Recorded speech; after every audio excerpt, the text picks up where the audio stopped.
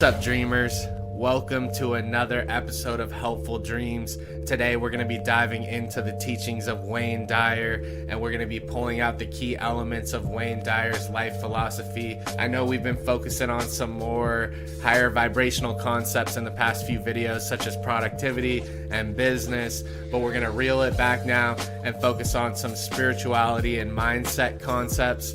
Wayne Dyer was an internationally renowned author and speaker in the fields of self-development and spiritual growth. Over the 4 decades of his career, he wrote more than 40 books, including 21 New York Times bestsellers. He created many audio and video programs and appeared on thousands of television radio shows. I believe that Wayne Dyer left the planet a better place than when he first came to it, and his life's work speaks for itself. I consistently refer to Wayne Dyer's work when I'm feeling overwhelmed by the information overload and intake from the world. Focusing on his teachings allows me to step back, come back to my center and find my ground, remember why I'm doing what I'm doing, and also feed the spiritual side of my being. And so it's really important to me. We're gonna roll right into the first element of his life philosophy right now. Element number 1 of Wayne Dyer's life philosophy is cooperation is better than competition. He believes that you should be working on yourself hard enough to where it doesn't matter what others are doing and you're not focusing on others all the time. He believes that we're all in this together, and focusing on our separatedness and the nature of separation only makes us weaker and pulls us farther apart. It also puts us in the mindset of scarcity, which when we're constantly in the mindset of scarcity, it manifests scarcity into our lives. And so he suggests turning to a mindset of abundance where you know that there's enough to feed the world, there's enough out there for everyone to have their share. He states that if you're always in a hurry and always out to beat the other guy, then that person has control over you, because that's what motivates you. And so you really want to be motivated from within and be able to use your own faculties to motivate and inspire yourself. When you're constantly striving against competition, it means that they have control over your productivity and your success. Element number 2 is if you love someone, you will not try to change them. When you truly love someone, you love someone for who they are, not who you want them to be. A healthy relationship is formed when you can learn to love the person for who they are and give them space for who they are without trying to change them constantly. A healthy relationship does not involve you imposing your will on another person to change who they are. He states that true love is letting those you care about become who they are without insisting that they please you constantly. It's important to look at your relationships and find out if you truly are acting in a what's in it for me type of mindset, rather than letting those you care about or letting your partner become who they are and giving them space for that without judgment. Element number 3 of Wayne Dyer's philosophy is ignorance is not bliss. We must allow ourselves to broaden our minds each day by consuming new information and looking at new perspectives and choosing which of those perspectives we'll adopt into our own philosophy or not. Even if you're stepping out of your comfort zone 1% per day, you're making progress and you're broadening your mind. And without that, you can be stuck in a bubble, you can get stagnant and not progress towards where you want to be in life. He states that the highest form of ignorance is simply rejecting something simply because you know nothing about it. Element number 4 is that you are not a victim of your environment. We start playing the victim role when we say things like, you irritate me, or why are you treating me this way? And when you do that, unintentionally, you're giving that person your power.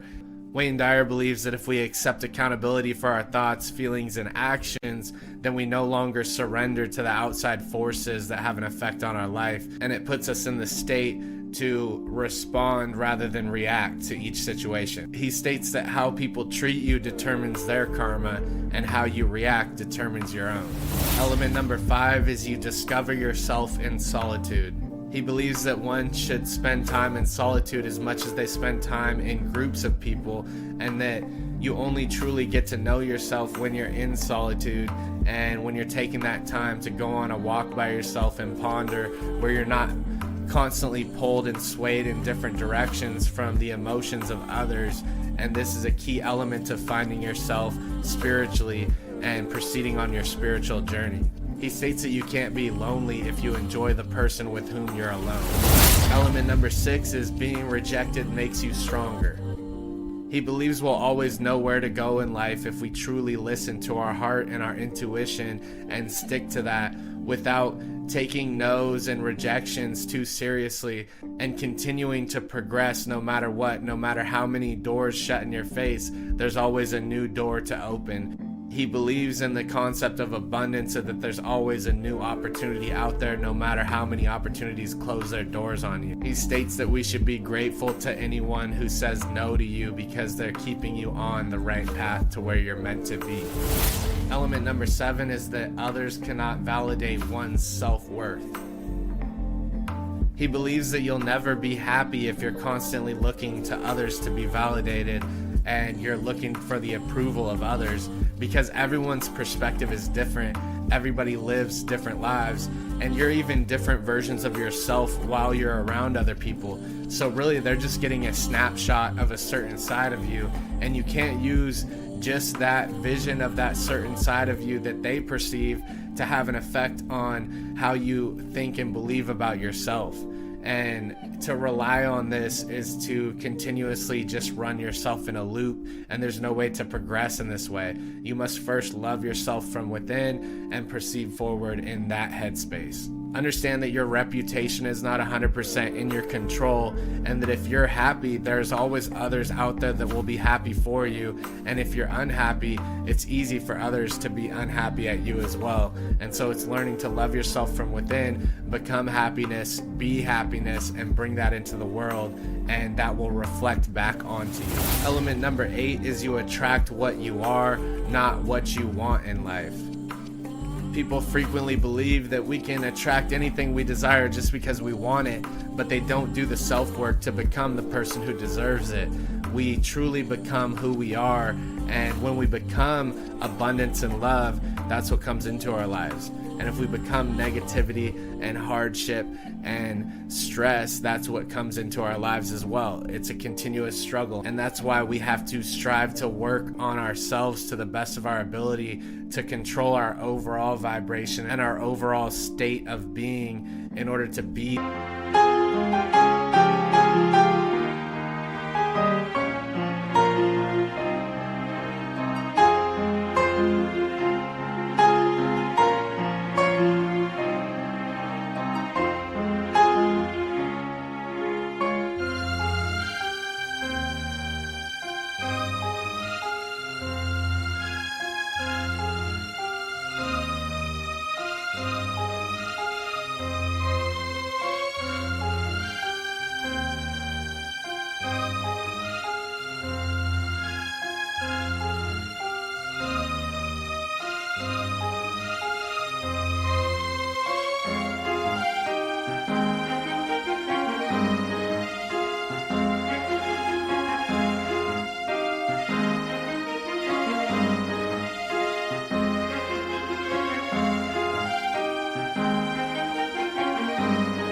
the same vibration of those things that we attract. It is really hard to claim abundance and pull abundance into your life when you are constantly negative and constantly playing a victim role. He states that all you get when you argue for your limitations is limitations themselves.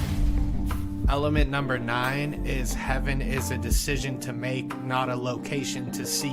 This plays off of the previous element that we just covered, and it's about really stepping into that state, and instead of just feeling disappointed that you're not in a certain state of reality that you desire and you don't have the things that you want, it's important to take a step back and try to enjoy the process, enjoy where you're at, and become it in every present moment, instead of just living inside of a future vision and feeling like you're coming up short. We need to strive to feel whole in this current moment. He states that lovers live in a loving world and hostile people live in a hostile world.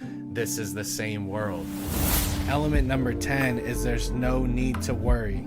Believe it or not, there's an invisible force that's permeating through the universe and creating everything that we perceive in this realm. The moment that we cease to try and control this invisible force is the moment that it actually becomes available to us. This is the moment that we allow events to take their natural course without trying to cause too much friction in our life, which leads to suffering and despair. Element number 11 is you already have everything you need. When you're feeling like you're stuck in a rut, just remember that everything that you need is available to you right at this moment. It's important to know that even when we're in moments of despair and depression, that there's nothing missing from us. We are whole. In this moment, this is what we were meant to be. This is where we were meant to be in order to have the epiphanies that we have, in order to continuously bring to the world the best of ourselves and become the best version of ourselves in the future.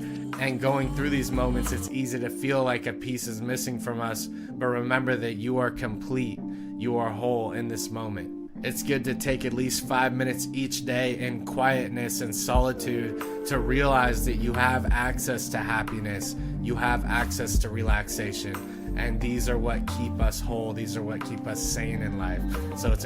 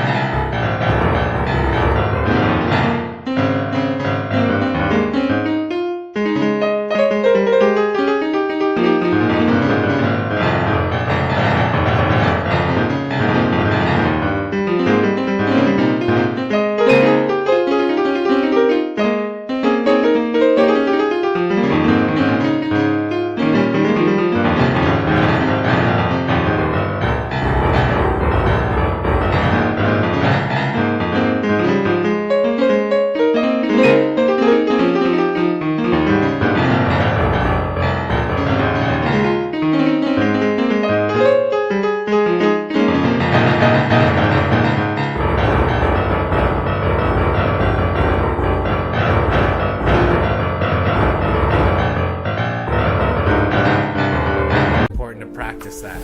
Element number 12 is there's no end to personal growth. Personal development and education does not end when we graduate high school. It's important to commit yourself to a life of learning. Wayne Dyer states that if you stop growing, then you stop living. The key to living a fulfilling life is to continue growing and always be in a state of growth. Sometimes growth doesn't feel good, and we can go into certain phases where growth is very difficult, but still we're living and we're experiencing life at its fullest. Never stop growing. Element number 13 is be realistic but expect miracles. A lot of people fall into the trap of always expecting the negative, and this is what puts them in a state to receive it. And so, for instance, if you're having a challenging time with your relationship and you're coming home from work and you're always expecting your spouse to have a negative reaction to things or act in a certain way, it prompts it to happen in your life. And so I challenge everyone, whether it's job interviews or interactions with people or going out on new endeavors, to expect the best and learn to expect the best, because that puts you in the situation to receive the best. Element number 14 is to follow your heart and your passion. This is a powerful truth that only few of us get to experience, is that when we give the best of us to the world, we receive the best.